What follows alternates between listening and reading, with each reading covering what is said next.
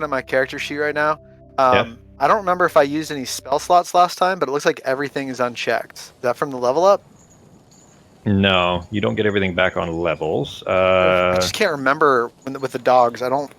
You used a remember bardic why. inspiration, Right. and I think that was it because you ended up grabbing that's one. clocked off. Yeah, that's checked off here too. Yeah, All right, so you ended. I guess it is right.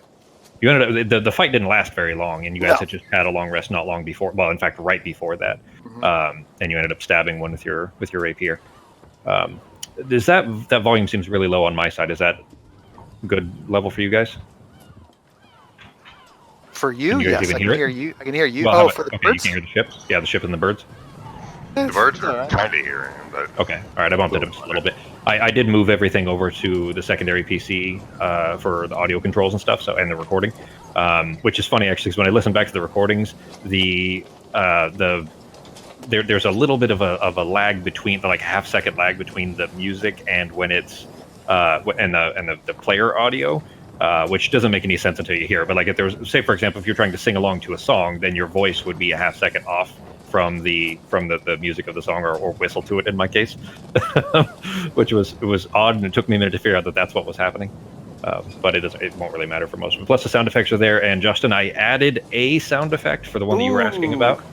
But it is not. I couldn't put in the custom one yet, so I found some strings. So I'll get the custom one set up once I can. But I just didn't have time with it too much. But that'll be there anyway. So, all right, everybody has the MOTD. Everybody know where we left off? I think so. Yep. yeah. Okay, and that is going, and we are all set. All right. Oh. There we are. Okay, so where we left off, you guys are still on the ship, of course, surrounded by these dogs, and the shadowy mage who has just appeared to kind of get some manner of control, at least, over the remaining dogs. So the din of the crew rushing to the deck seems distant and dull, as the tense and kind of ineludible dread pauses momentarily. The shadowy mage seems to have forced some amount of control over these kind of wispy hounds, and the melee seems to have paused for a moment as the three remaining beasts pad their way over to his side silently. He drops the gray rope lasso that he was holding, and immediately he kind of falls into this fit of like rasping, painful sounding coughs, like he's just leaned over with one arm. The nearest hound, the Whiteford female, is off to his left, and he kind of she's sitting next to him at this point. And he kind of leans a hand against her, even though they were fighting previously just a moment before, and he just kind of leaned over with his other hand on his chest. Just rasping these like really the kind of coughs where you can hear that it's just tearing their throat. And as he's leaning against her there, he brings a silk cloth from a pocket and he brings it up to his mouth, and then when his coughing finally abates, he brings the cloth away and he looks at it, and there's blood clearly on it. But now in this kind of pseudo stillness that seems to kind of permeate from him, the man himself here, you're able to get a little bit better of a look at him. Here is about what he looks like, VA for you.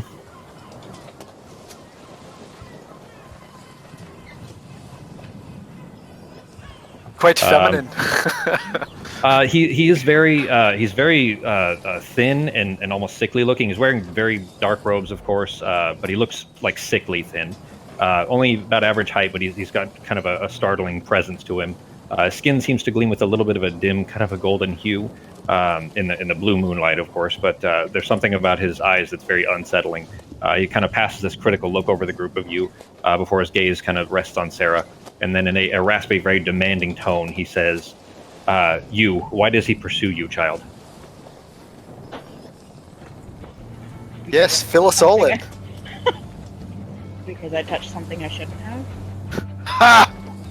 I mean, that sounds a little more specific. He kind of squints at you. He says, "What would he seek in an untrained hedge mage? Who are you? What did you touch?" I will open up the scroll case and just let him look inside. Okay. I didn't expect that so quickly. I expected you would resist a little longer, but okay. Well, no.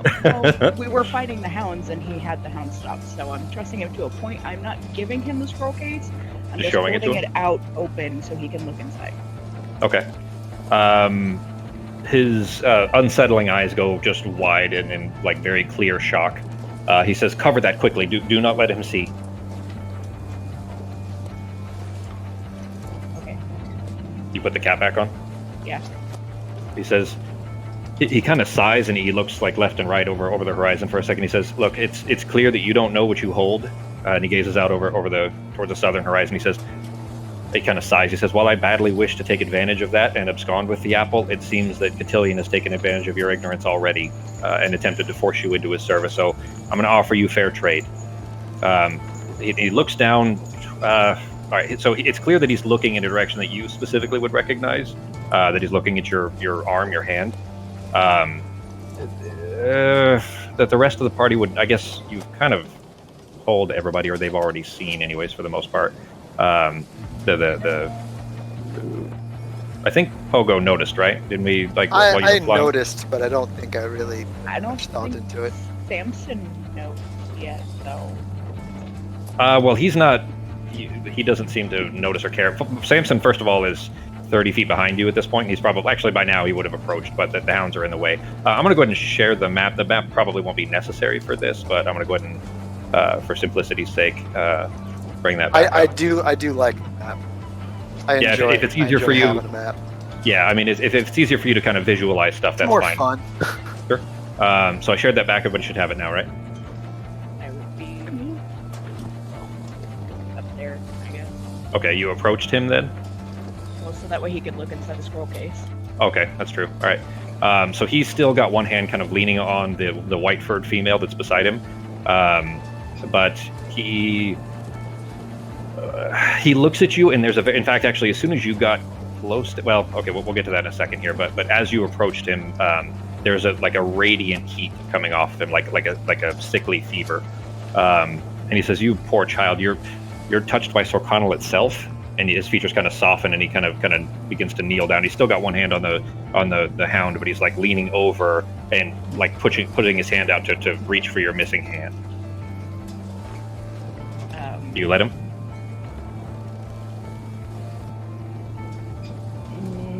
No, I would take a step back. Okay. He kind of rights himself a little bit, not fully standing back up all the way, but kind of looking still, especially from this distance, though, by the way, he's like, this heat is very clear. It's like standing too close to a bonfire. It's like you almost want to shield your eyes a little bit. But he is still kind of looking at it. He says, "You will need training to halt the growth, and doubtless you will need the intervention of the tower mages themselves, and they will, of course, inevitably insist that you take your test or be still you."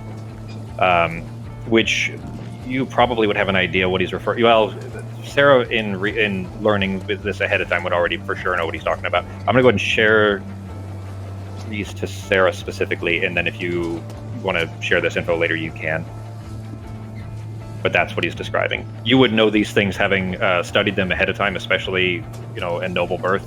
You would have read about these in books and so on. It is a very expensive process, and one that even of a halfling noble house couldn't afford to necessarily spend that money for that kind of training, essentially, let alone making having you go there for this training. But that's what he's referring to. Let me know when you have it.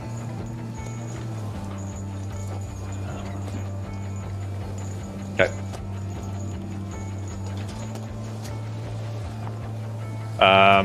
Let's see. He says, then, he says, I'll offer you fair trade, only because it seems that he, attempted to kind of force you into a decision you otherwise probably weren't given. The artifact you hold is Rapanathuk. That's the apple of Mumos. It's a denark of immense potential, created to empower the opening of a portal to Sorcanal House itself. And for this, since you don't know what this is, I imagine you acquired it through other means then? We found it. He kind of squints. Here. It was behind a sofa cushion. He says, "You found this? This isn't the kind of artifact you just find. Where was it? Is this why he seeks you then?" We found it in ruins. Can you elaborate?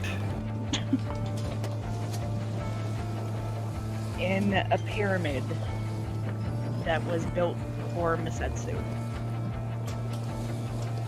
He stands up straight. He was still kind of leaned over a little bit. He stands up straight again, and you can tell that he's kind of biting back a cough, like the cough is kind of threatening to come back.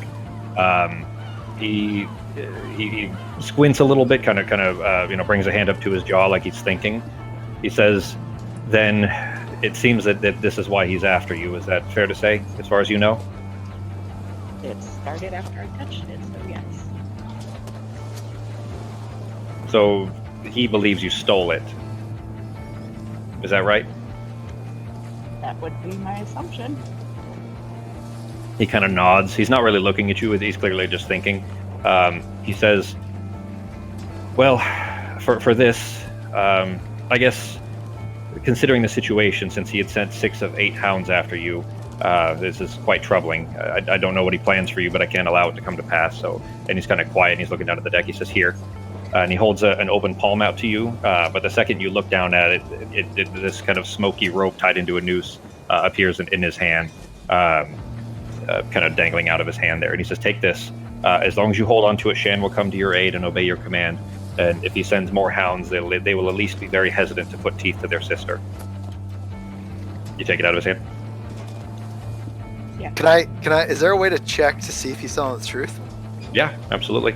What do you? Becky hasn't so far. You would roll an insight check. So generally, I was kind of surprised. I expected that Sarah would have, asked more of that or to trust him whether or not. But yeah, so you would basically exactly like that. You would just interrupt as needed and ask if you believe him or not, or if you can roll an insight check for that. So do you believe what this weird hot wizard man is saying?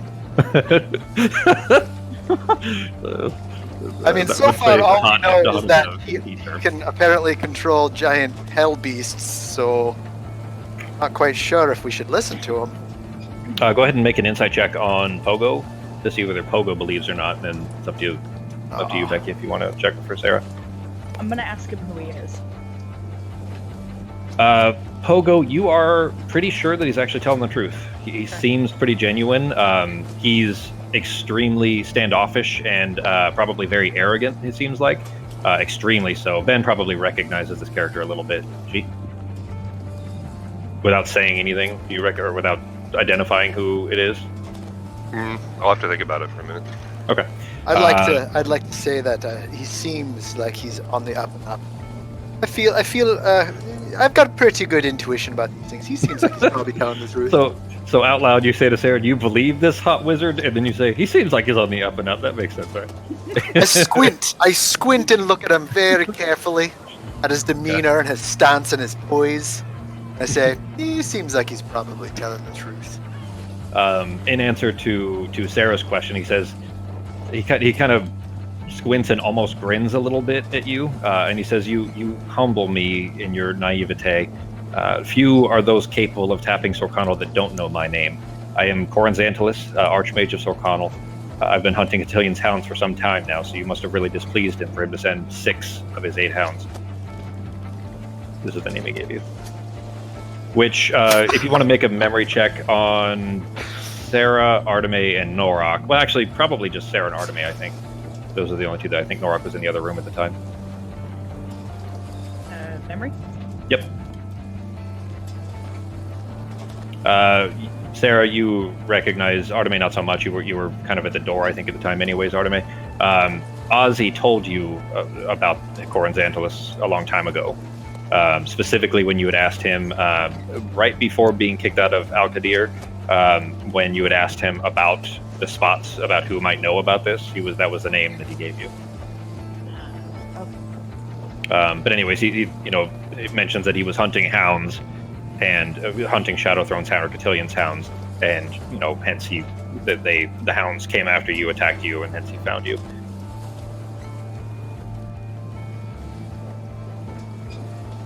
So, anyways, but after chastising you for not knowing his name a little bit, he says, "For this, I will teach you to." He's looking kind of down at the scroll case that you're holding. "I'll teach you to control the power you wield and stop its taint from melting your physical body. any kind of size is kind of clear. That the cough is still trying to come back, and he's still kind of fighting it off. He says, "I'll sponsor your test. I can see your despondency. He forced this path on you unfairly. Provide to me the apple, and I will make certain that you're made whole again, and see that you learn this power that would otherwise be unknowable to you." Is that a fair trade? I would kind of give him a sideways look and ask why he wants the apple. Okay, you walk up too. You were way down the hallway, so Yeah, way down okay. there. He stands up straight again because he's very.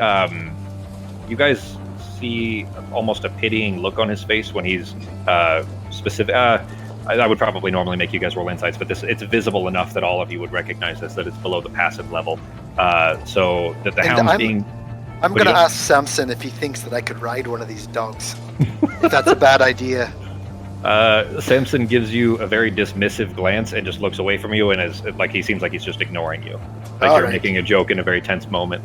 So What I do? He's kind of a being a little bit of an asshole about it. But all three of you recognize that while he's looking at Sarah, that there's a genuine, especially with the inside check that Pogo made, there's a genuine pity on his features when he's looking at Sarah, not in a negative way necessarily, but just like that it seems like he feels bad. And you don't necessarily know why. Sarah, you get the impression, of course, it's because your hand or your arm is missing. That's a pretty taxing penalty. So anyways, with Arteme approaching, though, his gaze looks up. He looks up at Arteme, and he gets that stern look goes back over his features again. That very arrogant appearance. He kind of takes a deep breath. He says, "I mean to overthrow the Lord of High House Shadow, and with his seat vacant, I will ascend and make solid again the delineation between Aemon Gamelin and Aemon Fear, the realms of light and dark. So Connell will no longer be a plaything of a tyrant." And these are the names that he gave there. Sarah would recognize the names. Did somebody? I'm trying to figure out how to copy paste stuff. Oh, you're fine. If you right click on it, it's the Yep. top left. Copy Got text it. to clipboard, and then you can paste that into your notes or whatever. It's funny because something in there. Oh, it's probably darkness. It's the word darkness that it saw. It was triggering a sound effect from a spell, and I couldn't tell which one it was. Anyways, those are. Justin, you didn't know this already. So Sir Connell is the real of Shadow. What would Pogo know about that? Probably to a limited extent. So basically, rills are, if you've heard in the kind of fantasy trope in a lot of fantasy fiction, different planes, like the plane of fire or the plane, the ethereal plane. Basically, those different things. planes of existence. That's exactly. It's a multiverse with different, planes being different variations of these. Well, the rills are the space between. Kind of like Thor movies. Yeah, I get it. Yeah. So in is Asgard a different plane? I thought it was just a different planet. And they use that random thing to go between them. I think it was originally more like different planes, and then they wanted to add Guardians of the Galaxy, and it kind of became different planets. Oh, okay. It's, Okay. It's the Marvel Universe, whatever. Yeah. Both? Yeah, both. So rills are the space between those, essentially, and that's where most they're like the blood vessels, essentially, between this multiverse, really. But anyways, Sir Connell is specifically Shadow. At this point, by the way, Sarah would probably be a little bit confused knowing the existence of the ones that I just referred to there, the three different rills that I mentioned, because very often Sir Connell, for the uninformed, is confused with Gamelin for believing that it's the same thing, that the darkness, those are just two words for the same thing. But Shadow is actually the space between. It's not darkness. It's when darkness is blocked, essentially. So it's supposed to be kind of keeping the other two in check, and that's what he's referring to.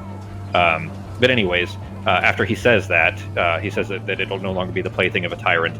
He says he mentions that that he sent 6 hounds is a serious concern. And as soon as he handed you the rope, did you take the rope? Yeah.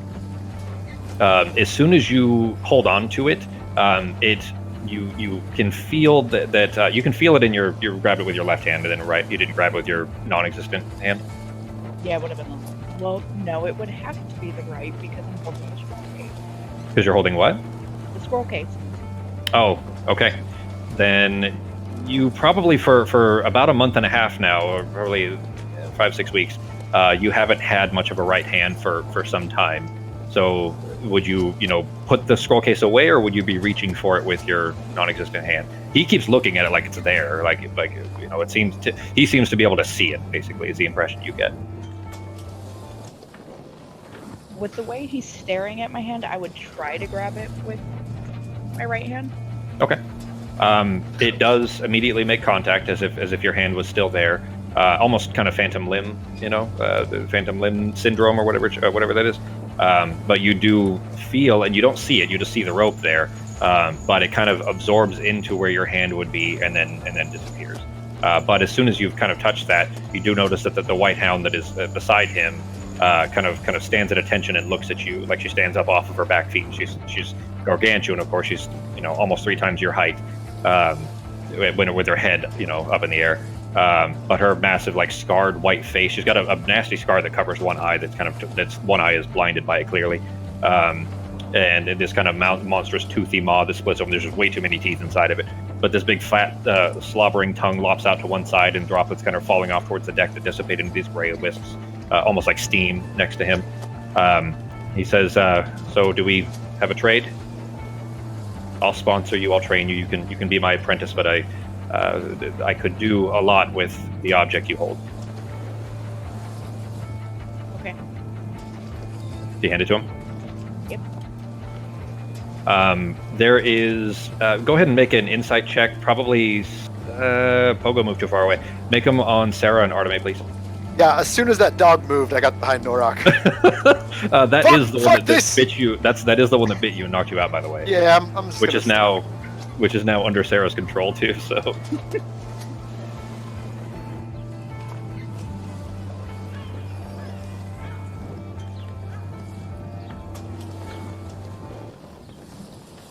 Oh, sorry, I didn't see yours, Becky. There's definitely something very unsettling about the smile that crosses his features. Do you just hand him the scroll case, by the way, or do you take the orb out? Well, there's nothing else in the scroll Yes, case. there is. There absolutely is. You guys have kind of forgotten about it, but there is something else inside the scroll case. All right. Well, then if I know that there's something else in there, then I would just take the orb out into my right hand and just give it to him. Because my right hand's already shadowy anyways. So. Okay. He takes it away then. So you kind of roll it out of the scroll case really toward him, using your mage hand really, and he kind of grabs it and immediately throws it into like a fold of his robe, and spins the robes around it to keep it covered.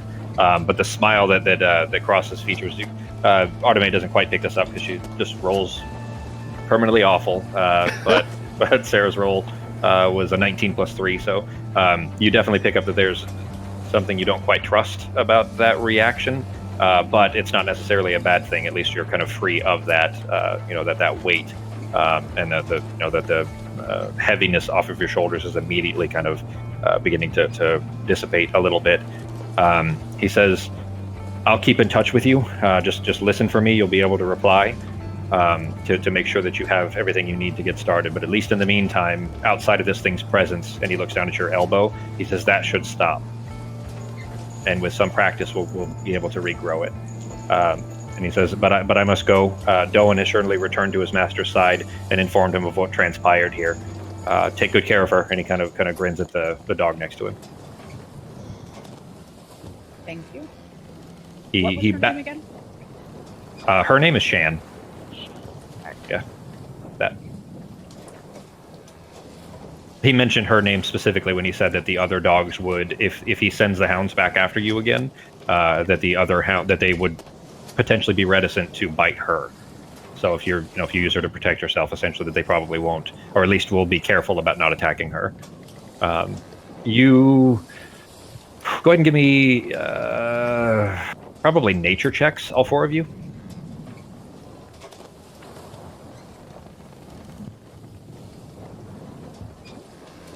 And as he just kind of nods at you, and he's still like got this kind of awkward grin on his face as he's looking down where the orb is in his robes, and he kind of backs away, and just still back. He doesn't move anything. He brings a right hand out of his pocket. Jesus, Fox. I'm gonna fly right now. It's something I'm proficient in. Come on. I mean, at least you end up with a 6 because of your proficiency, but Jesus. It's almost bad enough that I kind of want to like dig through the code to figure out how the hell she could consistently roll bad always. And even like if that had been a natural 1, then Pogo could re-roll it for you. So of course it wasn't actually a 1. Yeah. It was just the other the other lowest that you could possibly roll. But as he's backing away, like he's got his left arm cradled where the orb is clearly kind of rolled up in a ball.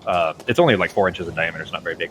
But it's rolled up in a ball like inside of his robes in the crook of his left elbow. And he brings his right hand out of his pocket, and you see him make a kind of a gesture with it. And behind him, a vertical black hole, kind of a circle, opens up, kind of like Doctor Strange actually in the Marvel movies. And he just steps back through it and disappears, and the portal snaps shut behind him. The other dogs, the other 2, immediately dissipate. They just burst into smoke basically as soon as he's gone, and he is no longer on the ship here, leaving the white furred hound still there with you. What the hell is going on? Are we gonna have to clean up this dog's shite now? Also, the the dead hounds, you guys killed 2 of them, burst into smoke as well and are gone. So it's just all of you guys. This white hound that's just standing there, just kind of drooling out of one side. Looks like looks a little like Dexter, Justin, except way too many teeth in its face.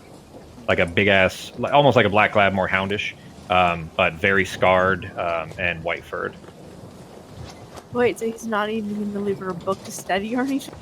He's just going to sponsor her and take off? Sarah knows more about what that means.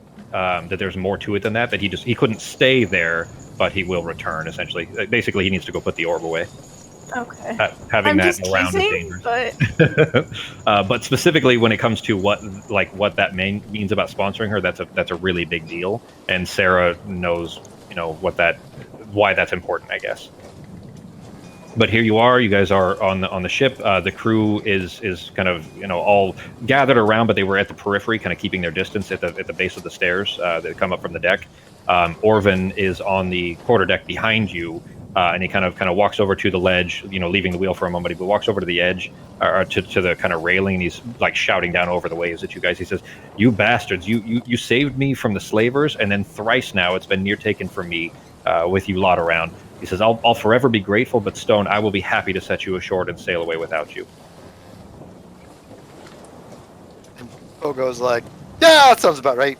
I don't really blame him for that either. Yeah. So, can I pet this dog thing? Ghost animal? Give me a animal handling check on Pogo. Oh, that might not be great. As soon as you're approaching, it kind of looks. Remember, its head. It's sitting back down again now. Its head is 9 feet from the ground. It's 3 times your height, where its head is.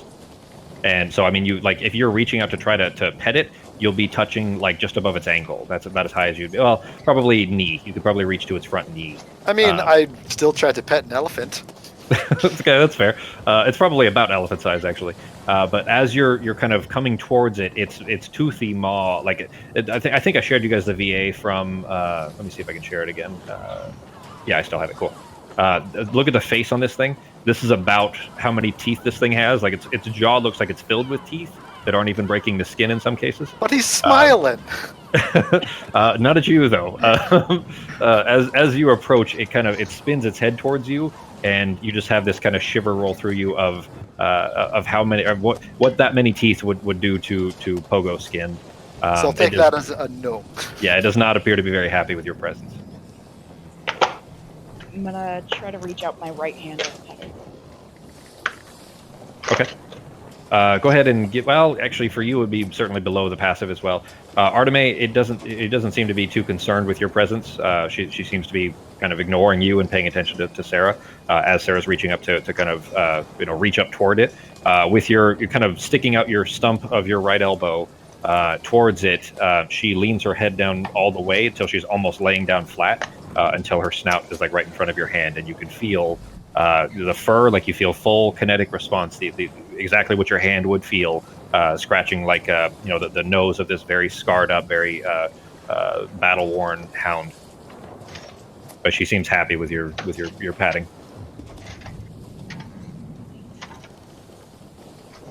Okay, I would like to know if we have to feed her. And what we have to feed her. Oh, so the book you were curious about was how to take care of your shadow hound, like Your how to elephant field dog. your monster dog. Yeah. Sort of. Well, I am a druid. Come on. Yeah, that's fair. I would say just for basic intuition, go ahead and give me nature or insight, whichever's better for you. Definitely nature. Yeah, I wasn't sure if you were proficient with that or not. With they might both be wisdom. I don't remember. With that roll, you guess probably not. This is a creature that is not from the material plane, from this world, basically, and it probably will take care of its needs when it's not here. So this isn't a permanent creature that will be here all the time. It's basically just here at Sarah's whim, and then when she dismisses it, it will eat or do whatever else it needs to when it's not on the material plane. When it's here, it's basically working. Okay. Can anyone want to tell me a little more about what's happening right now? Anyone at all? Just a quick little breakdown, maybe. Maybe the music or something. Oh, if you're talking about the noise, I don't think that's what Justin was talking about. No. Well, I Pogo. know. Yeah. Pogo's curious. He'd like to ask Arteme and Sarah, kind of in the general area, if someone could tell him what's happening. That is annoying for that background. Yeah. So answer away, guys. I'll fix this while you guys are talking. I would just look at him and shrug because it's not my thing to say. I opened up a scroll case and this little orb came out, and I probably shouldn't have touched it. I'm trying to fix the sound. Go ahead. I'm still here. Sorry, I thought I disconnected. I was like, ah, shit. Me too. I was like looking around. I was like, oh, what the fuck? No, it's just me. I'm trying to fix why the sound is all choppy all of a sudden. Go ahead. Yeah. After that, I started having these really weird dreams. And then this shadow hound appeared. And then a bunch of shadow hounds. I mean, really, that's the gist of it. Is that just so basically you're just have this magic dog thing now, and that we don't know anything else? You're just kind of, all right, I guess that's it. Tell me, it's been pretty much non-stop craziness since we found that thing on that other ship. Why are we doing this? What's happening? Like, what are we doing here? What are we here for? We're here for the thing that we got on the ship. But why are we here for the thing that got on the ship? What's your inspiration? What reasoning do we have to go risk our lives to find that thing in that case guarded by that weird ferret scorpion and that other guy? So we can save a bunch of innocent people's lives? I mean, that's better. Do we know them? Are they going to do anything for us? Is this just all out of the goodness of your hearts? Well, we were kind of in the same boat with them, so. Literally. Literally? Yeah, actually, literally. So we're just trying to. Who are we trying to save? I don't think I've ever met anyone in my life that I would need to go through this kind of trouble to save. I would just shrug. I was bored.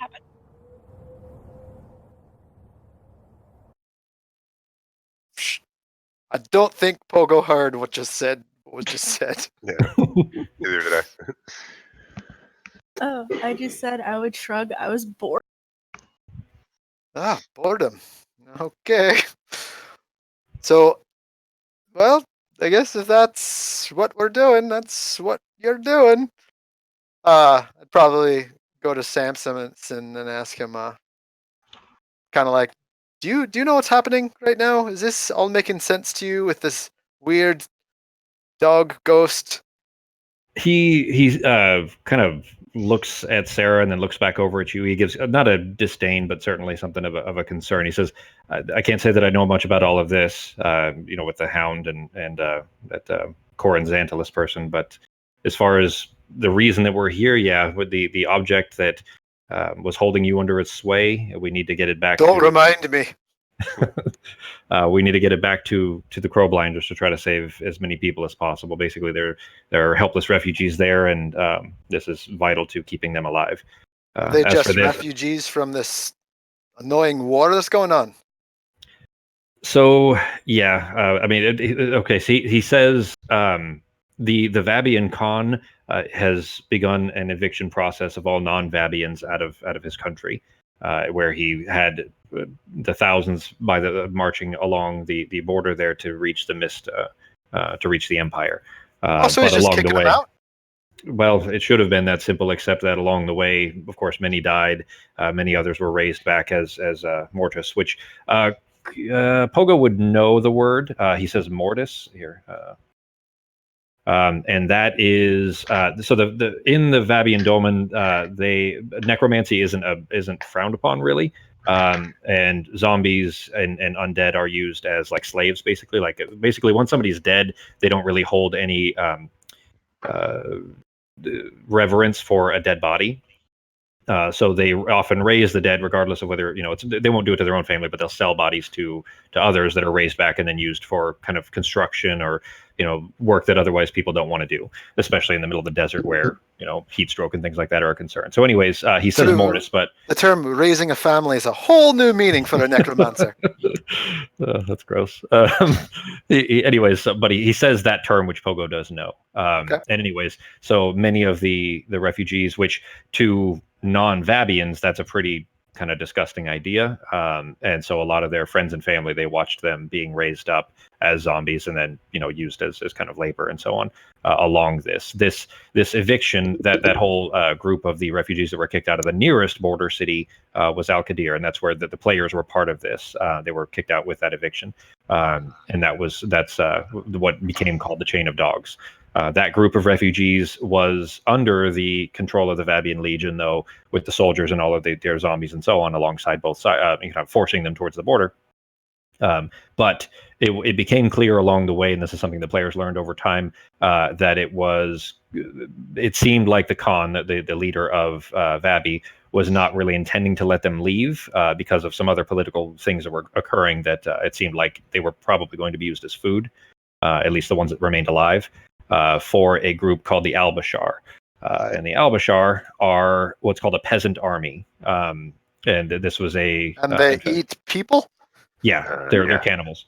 So they are. This is just for simplicity's sake, guys. I'm gonna say that Samson's filling some of this in, and you guys are filling the rest of it in. So that Pogo's kind of brought up to speed on what's going on in the story here.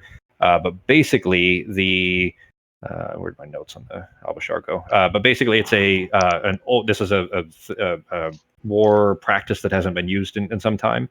But the current Khan is a little bit of a I think Iran in the 70s, when it kind of came under the control of the Ayatollah and so on, where it went from being kind of a modern country into very reverted and conservative. So similar to that, bringing back these old policies and so on, right? But the Al-Bashar, I'm going to have to restart that machine, but I don't want to with the recording on it. I'm just going to have to leave it for now. Anyways, the Al-Bashar, though, are a peasant army, so essentially they would, using their own soldiers, sack an enemy village, kill the soldiers as needed, but then take all of the civilians and starve them. They just won't feed them at all, and then use them to force them to attack the next village. And the only way they ever eat is to kill their neighboring village, their own friends and family from the next village over, kill them and eat them and rinse and repeat, because they don't really care. They're all disposable anyway. So that's essentially how they are kind of forced to survive until they all die. So Pogo is going to get this pretty disgusted look on his face. And he's going to kind of look at everyone after hearing about what they've gone through and who they're trying to save. And he's going to think about what we all just went through. And he knows that everyone here seems like very good people and honorable people and willing to help others. So he's going to say, this seems very respectable for everything you're trying to do. And I will help you, and I'll only do it for a third of the gold that we all find together. How does that sound? Now that's a deal, am I right, everybody? How about we all It is- split it 50-50? 50-50. Works for me. 50 for me, 50 for you. We can handle that. No, well that's fine. Samson, make a intelligence check on Norok. Samson is kind of chuckling, and he says, "I mean, I'm not in this for money, anyways. You guys can certainly have my share, but by that token, I mean, you were asking for a third of, and you went from 33% down to 25%. Then is that how I understand it? If you're splitting it 4 ways." Well, technically, they said 50-50. Yeah, so you're getting, well, that's what I'm saying. Like, that was the math, but by saying 50-50, Pogo now gets 50, and then Sarah, Arteme, and Norok split the other 50.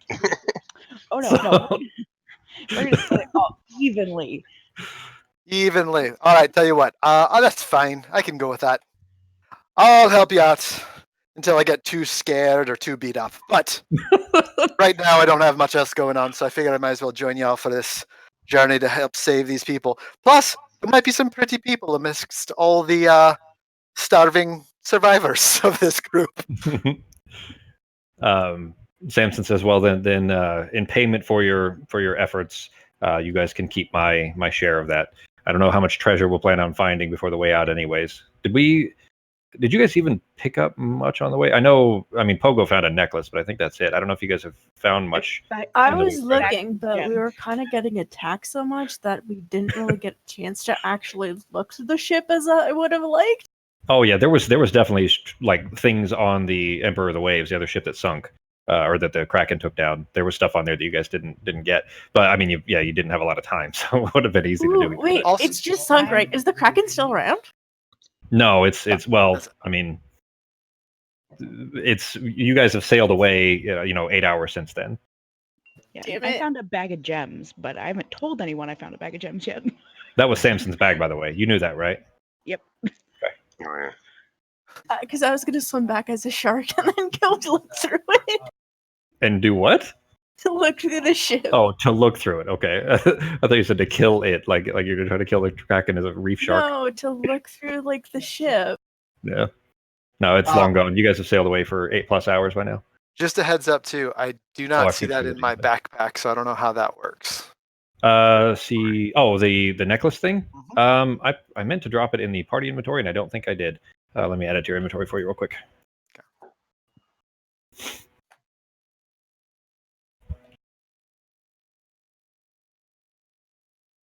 There you go. It's in your bag now. You estimate that it was worth around 250 gold. You'd have some familiarity with some valuables, especially being a little bit light-fingered as you are. Neat. All right, so I put that on there. I'm gonna have to restart this friggin' machine, not the main machine, just the other. So we'll probably take a break here real quick in just a second. That's While I do don't that. see the bag of gems either. God damn it! I meant to put those in the party inventory, and I must not have pulled them over. I'll just drop that on yours. There is still the box of turquoise animal figurines that you guys found, and a few jade. There's 4 jade still in party inventory right now too. So Well, we both know that all my gold is still going to Sarah and Nora for a while. how much have you paid off so far? I have no freaking clue. I have not been able to keep track. I like that in this world, somehow a silver necklace is worth 250 gold pieces. It's filigreed. It's more the style and design. It's not necessarily the.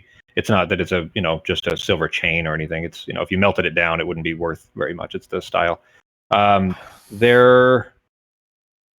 Okay, so time wise, all of this started about 2:30. You guys only talked for probably 10 minutes or so with Corin Xantalis, and then he heads off. So you guys are still very early in the AM. The sun has, of course, not come up yet. You were interrupted through your rest. I still went ahead and applied the long rest, but you present basically as long as you're not interrupted for more than an hour, then you still get the effects. So is everybody going back to sleep, or are you going to stay up and take exhaustion? Well, how long interrupted? Because I only need to transfer 4 hours. Yeah, you would have been fine by now because it was more than 4 hours. So Okay, Artemis I wouldn't stay go up. back to sleep then. Okay.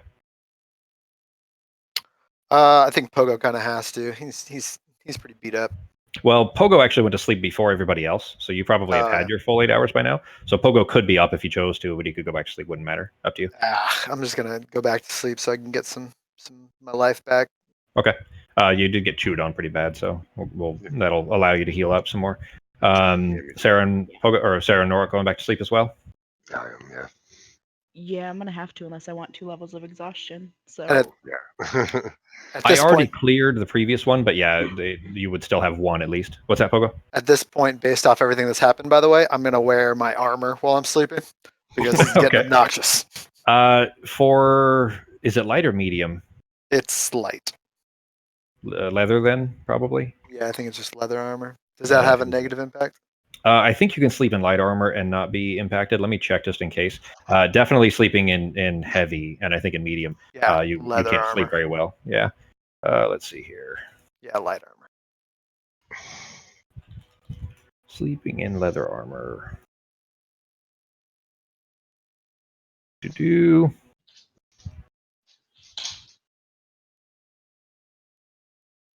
Sleeping in light armor has no adverse effects on the wearer, but sleeping in medium or heavy makes it difficult to recover. If you sleep in medium heavy, you only gain 1/4 of your spent hit dice, and any levels of exhaustion, it doesn't reduce the exhaustion level. Cool. So you're fine. All right, let's take a quick 5 minutes or so. I'm going to restart the machine, guys. So I'm going to put the ready check up. Don't click it until you're back. Cool. before I go back to sleep, I'm gonna pat her on the nose and tell her thank you.